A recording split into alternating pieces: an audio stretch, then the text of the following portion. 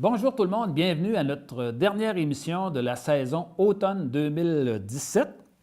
Aujourd'hui, dans l'actualité, on revient sur la question des paradis fiscaux, on parle de la Banque du peuple, on parle du salaire des grands PDG et on a une suggestion. Et on aura également aussi une petite chose qui m'achale et une entrevue avec Mme Nancy Tanguay, qui est la directrice générale de serres et pépinières de Girardville. On commence par l'actualité. Je vous ai parlé dernièrement des paradis fiscaux en disant que même la Caisse de dépôt et de placement du Québec met de l'argent dans les paradis fiscaux pour faire de l'argent dans le bas de laine des Québécois. Puis je vous disais que ça allait être compliqué de pouvoir se débarrasser de ça, des paradis fiscaux. C'est vrai.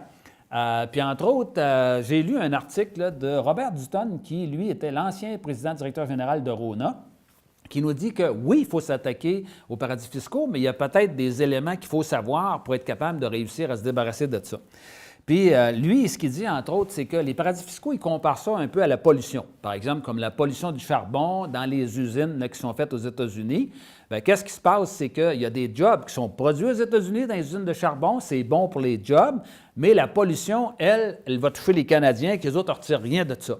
Bien, c'est un peu le même phénomène au niveau des paradis fiscaux. Il nous le dit, dans le fond, que les pays qui sont des paradis fiscaux, bien, eux autres, ils ont des emplois de reliés à ça, puis il dit que même des pays qui ont presque 50 de leur emploi qui est relié à ça.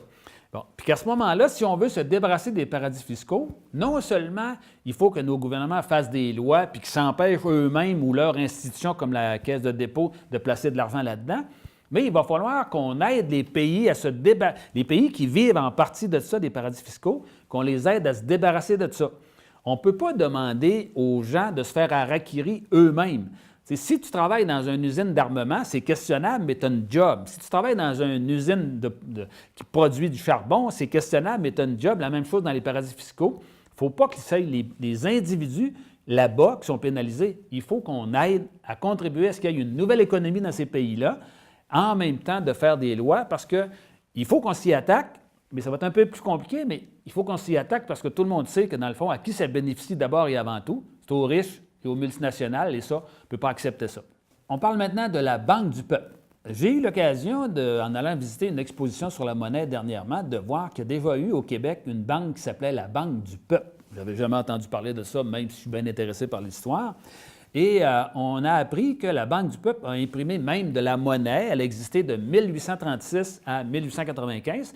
Puis vous pouvez voir à l'écran là, les types de monnaie. Il y avait des dollars, il y avait aussi des sous qui étaient écrit Banque du peuple dessus. Puis finalement, j'ai essayé d'en savoir plus long pour savoir si c'était quoi, qui avait fait ça. J'ai appris que ça avait été mis en place par Louis-Michel Vigée, un avocat qui va devenir le premier président de la Banque du peuple, avec un autre Hollandais qui a travaillé avec lui. Puis les Vigée, c'est une famille à Montréal qui était très importante. Entre autres, on a eu Jacques Vigée, qui a été journaliste, arpenteur, archéologue, premier maire de Montréal, fondateur de la Société Saint-Jean-Baptiste.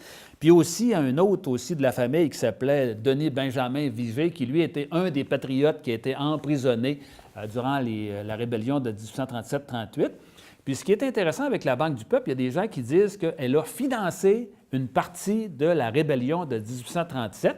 Puis ça avait été fondé, entre autres, pour aider les entrepreneurs canadiens-français à développer une économie qui était contrôlée presque exclusivement par les Canadiens anglais, Canadiens-écossais. Puis à ce moment-là, ils voulaient changer ça. Et il y a des gens qui ont dit que la Banque du peuple a aidé la rébellion, mais pas suffisamment. D'autres ont dit qu'ils ont fait ce qu'ils ont pu. Mais c'est une petite page d'histoire que je trouvais intéressante. Puis, cette banque-là a fini par disparaître, entre autres, parce qu'il y a un de ses caissiers qui aurait fait des prêts sans garantie, l'équivalent à 100 millions de dollars d'aujourd'hui. Ce caissier-là s'appelait J.S. Bousquet. Il s'est enfui aux États-Unis. Ça a provoqué la débandade de la banque. Finalement, la banque a dû être liquidée. C'est la Banque royale qui a acheté les succursales de la Banque du peuple. Et le siège social de la Banque du peuple est encore visible aujourd'hui à Montréal. Il est dans le Vieux-Montréal, sur la rue Saint-Jacques, puis c'est devenu un hôtel qui s'appelle l'hôtel Place d'Armes. Dans le Journal des affaires, encore cette semaine, il y avait des articles sur le salaire des PDG. On sait qu'il y a des exagérations là, de plus en plus là-dedans. J'ai appris, entre autres, qu'il y a toutes sortes de méthodes de faire connaître les salaires des PDG. Aux États-Unis, il y a plusieurs entreprises là, qui sont obligées de donner les salaires de tous les employés à partir du plus payé à aller au moins payé. Il y en a d'autres aussi, comme au Brésil, qui a une compagnie qui s'appelle Semco, puis même une entreprise québécoise qui s'appelle Percolab, qui fait la promotion de la gestion participative. Puis eux autres, c'est les employés qui décident leur salaire. Mais des fois, il y a une obligation, comme au Brésil, il faut que tu mettes le salaire que tu t'es donné toi-même sur ta porte de bureau. Fait que tout le monde le sait. Fait que tout le monde s'auto-évalue un peu comme ça. Bon. En Finlande, eux autres, ce qu'ils ont, c'est qu'ils publient à chaque mois de novembre, à tous les années, le salaire des 10 000 plus gros salariés, ou en tout cas des plus gros, ceux qui ont les plus gros revenus, que ce soit du monde sportif, économique ou autre, ou culturel. C'est publié chaque année. Au Québec, on a l'obligation de dévoiler la rémunération des 5 employés les plus payés qui sont cotés à la bourse, mais pas les autres. Bon. Et l'Institut de la gouvernance du Québec a sorti un document récemment qui disait que pour éviter les abus là, au niveau du salaire des PDG, il y aurait des mesures qui pourraient être faites. Entre autres, on dit qu'il ne faudrait pas qu'on donnerait des actions annuellement au PDG parce qu'il essaie de faire monter la valeur de la compagnie le plus rapidement possible à court terme, mais ils peuvent la mettre en danger à plus long terme. Ça fait qu'ils font monter ça pour avoir de l'argent, ils vendent 2 actions, puis la compagnie tombe après. Ce n'est pas très intéressant. Ils disent aussi qu'on devrait exiger que dans chacune des entreprises, qu'avant de donner le salaire au PDG, qu'on sache c'est quoi le nombre de fois le salaire du PDG par rapport aux employés moyens. Est-ce que c'est 100 fois ou 200 fois? Puis ils disent aussi qu'il faudrait justifier pourquoi monsieur, parce que c'est habituellement souvent des messieurs ou madame, devrait gagner 200 fois plus que ses employés. Il faut qu'il y ait une justification. Ça fait réfléchir un petit peu. Ça peut aider peut-être à éviter le pire. L'idée de rendre public les salaires des grands boss a été lancée, entre autres, pour éviter des abus, puis que ça se sache. Puis aussi, on pensait que ça découragerait en partie les gens de donner des salaires trop élevés parce que ce serait un peu gênant. On s'est aperçu que dans certains cas, ça avait du bon parce qu'il y a eu des primes qui ont été abandonnées. Là. Les primes, les bonus à l'échec, là, le monde qui mettent la compagnie à faillite, qui reçoivent un bonus en plus, ça, on en voit pas mal moins de ce temps-ci. Mais ça a eu un effet pervers du fait que le fait qu'on rende public le salaire des PDG, chaque PDG regarde celui qui gagne le plus, puis il dit bien, moi aussi, je vaux ça. Ça fait que finalement, les salaires augmentent de plus en plus à cause de cette comparaison-là. Ce que ça veut dire, ça, c'est qu'une bonne idée qui est lancée peut devenir moins bonne une fois appliquée, puis il n'y a jamais de solution bien facile ou miraculeuse. Je dirais en conclusion, puis ça va être ma suggestion de la semaine, c'est qu'il n'y a pas de miracle dans la vie, mais il y a des efforts qui peuvent être faits. Et ce que je suggère, c'est que le Québec se dote d'un débat sur les revenus, sur la rémunération. On devrait asseoir les syndicats, le patronat, le gouvernement, puis les gens de l'économie sociale, d'essayer de dire, est-ce que notre système est correct? Est-ce que notre système de salaire, de rémunération, c'est correct? Est-ce qu'il n'y a pas des abus? Puis comment est-ce qu'on fait pour que les gens puissent dire, en gros, oui, il y a un certain équilibre, c'est correct. Parce que là, présentement, là, c'est que ça commence à sentir le chauffer parce qu'on voit les grands boss augmentent de plus en plus leur salaire, durant le temps que les autres, c'est plutôt l'austérité. Il faut éviter que, avant que ça pète, comme on dit, on serait peut-être mieux de s'en occuper. On passe maintenant à notre entrevue. On parle de renouvellement de la forêt et de solidarité avec Mme Nancy Tanguay. Bonjour Nancy. Bonjour Denis. C'est bien gentil d'avoir accepté notre invitation. Nancy, tu es directrice générale de la coop Serres et Pépinières de Girardville, au nord du lac Saint-Jean. Est-ce que tu peux nous décrire un peu qu'est-ce que c'est la coop Serres et Pépinières, depuis combien de temps vous existez, qu'est-ce que vous produisez, combien vous avez de membres, quelles sont les différentes catégories d'emploi? Est-ce que tu peux nous faire un résumé là, de ce que c'est la coop Serres et Pépinières de Girardville? La coopérative, c'est 32 membres, 33 membres, dont 85 sont des femmes. OK. On est producteur de plants forestiers pour le reboisement des forêts au Québec, que ce soit les forêts privées ou les forêts publiques. On embauche pendant la saison, on est à peu près 45 travailleurs avec les étudiants, les membres plus les étudiants. On a des postes d'ouvrières, des gens qui sont à la production, qui cultivent les plants, qui les font pousser, les arrosent, fertilisation, entretien.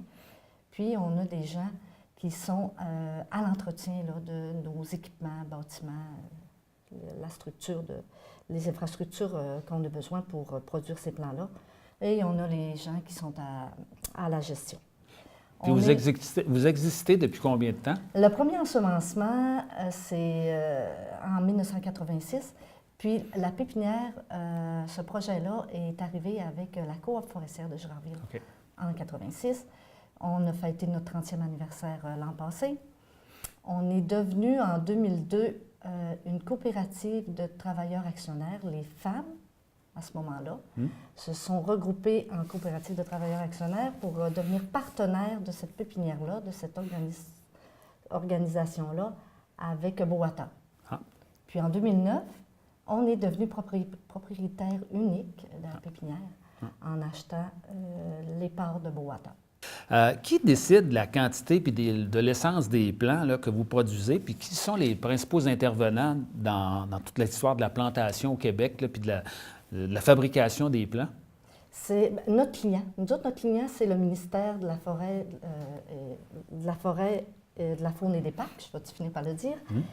Puis c'est lui qui décide qu'est-ce qu'on va ensemencer selon ce qui s'est coupé en forêt, la récolte de bois qui a été pratiquée en forêt. Puis aussi de la disponibilité des semences, parce que aussi c'est important, là, la provenance des semences. C'est un peu comme c'est le zonage. Hein? Si les semences ont été récoltées en haut du 50e parallèle, bien, c'est les plants. Ces plants-là, ces semences-là qui vont faire des plants vont être reboisés à peu près au même endroit. Puis si en forêt, on a récolté de l'épinette noire, normalement, ça va être de l'épinette noire qui va être reboisée. Puis, justement, par rapport à ça, tu parles d'épinette noire, mais est-ce qu'il y a d'autres essences que vous fabriquez, que vous êtes capable de produire? Oui, on produit 5 essences, pain gris, épinette blanche, épinette noire en grande partie. Un peu d'épinette de Norvège, ça c'est nouveau, je te dirais, depuis quelques années. Puis un peu de mélèze aussi. Puis est-ce qu'il y a des exigences particulières, puis quelles sont-elles, s'il y en a? Puis est-ce qu'il y a des pénalités si vous n'arrivez pas à produire ce qu'on vous demande? Là, c'est quoi les plus grandes difficultés que vous avez pour pouvoir produire ces plants-là? Pour chacun des plants, il y a 27 critères de qualité à respecter. C'est pas rien. Je vous dirais que c'était plus difficile dans les premières années. Là, on s'habitue et on se perfectionne aussi. Là. Puis à Girardville, le critère le plus difficile, je trouve, c'est la hauteur maximum et la hauteur minimum. Quand on produit des plants, on peut pas livrer n'importe quoi. Là. Si on produit des plants d'épinette noire, au contrat, ça nous prend des plants de 15 cm. OK, on a un petit jeu, on peut se rendre à 18, 20 avant de déclasser, mais si on déclasse, les plants, ils ne seront pas payés. La façon que ça fonctionne, c'est qu'on produit les plants, on va les ensemencer une année, on va les livrer la deuxième année ou la troisième année, dépendamment du gabarit de plant. Plus le plant est petit, moins ça prend le temps de produire, c'est assez logique. Mais sur ces plans-là, comme je vous disais tout à l'heure, il y a quand même plusieurs critères. Puis, dans ces critères-là, on passe de hauteur, de diamètre à plan de croche, coloration anormale, fourche, 2 têtes. Il y en a une panoplie. Ça veut dire qu'on ne peut pas s'improviser là-dedans. Là. Ça prend une vraie expertise là, pour être capable de produire ces plants-là. Oui, effectivement. Puis, combien vous avez produit de plants, à peu près, là, depuis le début de la coopérative? Je vous dirais que je ne m'étais jamais vraiment posé la question, mais hier, j'ai fait mes devoirs. Plus ou moins 225 millions de plants. 225 millions de plants? Depuis 30 ans. En 2017, saison 2017, c'était notre 32e année d'ensemencement. C'est énorme. C'est comme une immense forêt. Oui, c'est des hectares. Si on calcule qu'on reboise 2000, 2500 plants à l'hectare, ça commence à faire une belle forêt. Puis justement, par rapport à ça, si on décidait d'en planter davantage pour toutes sortes de raisons, est-ce que vous auriez la capacité de pouvoir en produire plus? Parce qu'on sait là, que les arbres sont capteurs de carbone. Je pense que c'est une bonne action d'en planter davantage. Mais est-ce que vous autres, vous seriez capable d'en produire davantage? Oui. Bien, au Québec, toutes les pépinières pourraient en produire davantage parce qu'on est à peu près, puis je pense que je ne me trompe pas trop là, en disant 70 à 75 remplis de notre capacité maximum. Fait qu'il reste un 25 là, 25-30 qui pourrait, si par exemple on décidait de reboiser les landes forestières, il y aurait facilement de la place au Québec pour produire ces plants-là. Tu parlais des autres qui avaient d'autres choix coopératifs. Combien est-ce que vous êtes là? Combien est-ce qu'il y a de coopératives forestières comme la vôtre au Québec? Au Québec, il y a 5 pépinières publiques qui appartiennent au gouvernement, puis il y a 13 pépinières privées, dont plus de la moitié sont des coops. Ah. Puis ces pépinières privées-là, dont nous on fait partie, on s'est regroupés au début des années 2000 en une office de qui s'appelle l'Office de producteurs de plants forestiers au Québec. On s'est regroupés parce qu'à ce moment-là, il y avait la production de plants, c'était sous appel d'offres. OK. Puis pour certains, c'était bien, mais pour plusieurs, c'était pas mal moins bien. Alors on s'est regroupés pour que chacun ait une partie du marché. Puis cet office-là est régi par la loi des marchés agricoles et alimentaires du Québec. OK. Puis c'est des producteurs privés, dont moi je suis administratrice à cet office-là, on représente les 13 pépinières privées auprès du gouvernement. Que ça permet d'assurer, comme on dit, une certaine stabilité dans ce monde-là, puis d'être capable de prévoir dans l'avenir, parce que c'est sûr que si tu es obligé d'aller en appel d'offres régulièrement, puis qu'une année, tu en as, une année, tu n'en as pas, tu perds ton personnel, ça ne peut pas fonctionner comme ça. Non, c'est ça. Fait qu'en se regroupant en un office, c'est comme dans la production laitière. Okay. Il y a des quotas. Si un producteur veut produire plus de plants, bien, il ne peut pas vraiment. La seule façon, c'est d'acheter du quota d'un autre... acheter une autre coopérative. Exactement. Pour toutes sortes de raisons qui voudraient... départir de ça. Tu dis que vous êtes dans une coop. Là. Comment ça fonctionne, la coop? Est-ce qu'il y a un conseil d'administration? C'est quoi son rôle? C'est sûr qu'un peu comme dans la plupart des coopératives, il y a l'Assemblée générale qui est composée de tous les membres. Ensuite, l'Assemblée générale va élire un conseil d'administration de 5 personnes. Puis le conseil d'administration, lui, administre la coop. Puis le conseil d'administration embauche un DG pour conduire l'autobus. Je sais que tu conduis très bien. C'est quoi les principales exigences pour devenir membre de votre coop? Bien, c'est sûr qu'il faut avoir un intérêt pour le monde coopératif. Il faut, ça prend un certain nombre d'heures aussi. Comme à Girardville, à notre coop, c'est 800 heures de travail. C'est environ 2 saisons. On s'est dit, quelqu'un qui fait 2 saisons, ben après, va pouvoir dire, moi, j'aime ça travailler ici, j'aime l'organisation. Puis après ça, ben, c'est sûr qu'il y a des parts de qualification là, à payer. Puis, est-ce qu'il y a des avantages d'être membre? Ben, nous, on en voit plein, là, de travailler pour ton entreprise, premièrement. Avoir ton opinion à dire, avoir le droit de vote, assister aux réunions, aux assemblées générales, avoir droit au RIC, c'est un régime d'investissement coopératif au niveau du rapport d'impôt, c'est quand même intéressant. Il y a des bénéfices qui sont retirés de tout ça. C'est ça, puis en plus, la ristourne quand ça va bien. C'est intéressant aussi. Bon. Puis, l'an dernier, vous avez décidé on pourrait dire, de sauver la quincaillerie du village qui devait fermer. Girardville, c'est une petite communauté d'à peu près 1500 personnes, avec quelques commerces, mais pas facile de maintenir des commerces. Et là, si vous n'étiez pas impliqué, tout aurait fermé. Qu'est-ce qui vous a incité à vous impliquer là-dedans, puis de mettre de l'énergie, puis de même qu'une implication financière? C'est sûr que nous, on s'était dit en conseil d'administration, il faudrait peut-être regarder pour se diversifier. On s'est fait approcher, avec quelqu'un nous a parlé de la quincaillerie. Là, on s'est dit, la quincaillerie à Girardville, on ne peut pas perdre ce service-là. Premièrement, nous, la coop, on l'utilise. Il y a plein d'entrepreneurs à Girardville, les entreprises. La population de Girardville a besoin de ce service-là. Puis on sait que si moins de services dans nos petits villages, bien, les gens y quittent pour aller plus en ville. On a dit, non, il y a sûrement quelque chose qu'on peut faire. C'est un service essentiel. Oui, c'est ça. Pour nous, oui. C'est peut-être notre petit côté mission sociale là, qui nous parlait à ce moment-là. Fait qu'on s'est dit, ça vaut la peine qu'on regarde ce projet-là. Puis, est-ce que vous avez mis des exigences avant d'embarquer là-dedans? Est-ce que vous avez dit, bien, nous autres, il faut qu'il y ait telle condition là, pour pouvoir embarquer? Bien, c'est sûr qu'on s'est dit, bien, pourquoi on ne regarderait pas à faire un partenariat avec d'autres entreprises? Parce que, comme je vous disais tout à l'heure, à Gérardville, il y a quand même plusieurs entreprises, entrepreneurs, qu'eux aussi, ils trouvaient que ça n'avait pas de bon sens de perdre. Qui en avaient besoin quincaillerie. régulièrement, Oui, comme ça, on dit. exactement.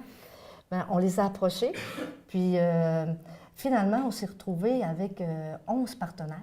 Bien, au total, avec nous autres, on est 11 partenaires dans cette organisation-là. La coopérative Serre-Pépinière Gérardville, on est majoritaire à 60 puis les 10 autres ont 40 des actions. De cette façon-là, on fidélise. Oui, fidélise. Puis il y a un partage des risques aussi. Oui, aussi. On fidélise la clientèle parce qu'on se dit bien, que, à quelque part, les gens, ça devient leur quincaillerie, vont acheter localement. Ça ne peut pas fonctionner. Là. OK. Est-ce que tu crois que si vous n'aviez pas été dans une bonne situation financière, ça aurait empêché d'embarquer? Est-ce que c'était une condition de base là, qu'il fallait que votre coop soit en bonne santé financière? Oui. Oui, parce que je pense pas qu'on aurait embarqué là-dedans si on n'aurait pas eu les liquidités. On n'aurait pas fait d'emprunt pour sauver, si on veut, la quincaillerie. Parce qu'à ce moment-là, vous auriez pu mettre en péril votre propre entreprise. Est-ce que c'est dans ce sens-là? Ou? Oui, puis tu sais, ça nous aurait empêché, nous, la coopérative, d'avancer, moderniser nos L'argent que vous auriez mis là-dedans n'aurait pas pu être mis dans le développement de la coop. Okay. Exactement. Vous savez que dans le fond, pour pouvoir aider dans la vie, il faut être soit en santé humaine ou en santé financière. Oui, ou les deux. Les deux. OK.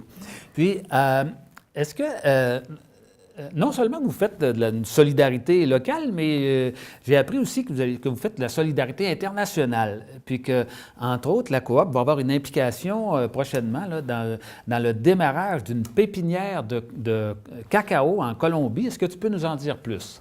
Oui, ça c'est... je me trouve assez privilégiée de pouvoir faire ça. C'est que c'est ma 3e expérience dans les missions internationales. Moi, ma passion, c'est la production. C'est ce que je connais le plus. Je me plais à dire, c'est à peu près juste ça que je suis capable de faire, moi, pousser des plants. Là, avec ce genre de mission-là, bien, je peux partager mes expériences, que ce soit en production. Même, je suis dans le milieu coopératif, ça fait depuis un certain temps.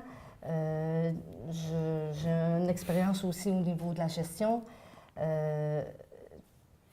Il y a aussi la coop qui, à quelque part, prête sa directrice générale pendant 2 semaines pour aller donner un coup de main, bien, du mieux que je peux, avec ces gens-là en Colombie.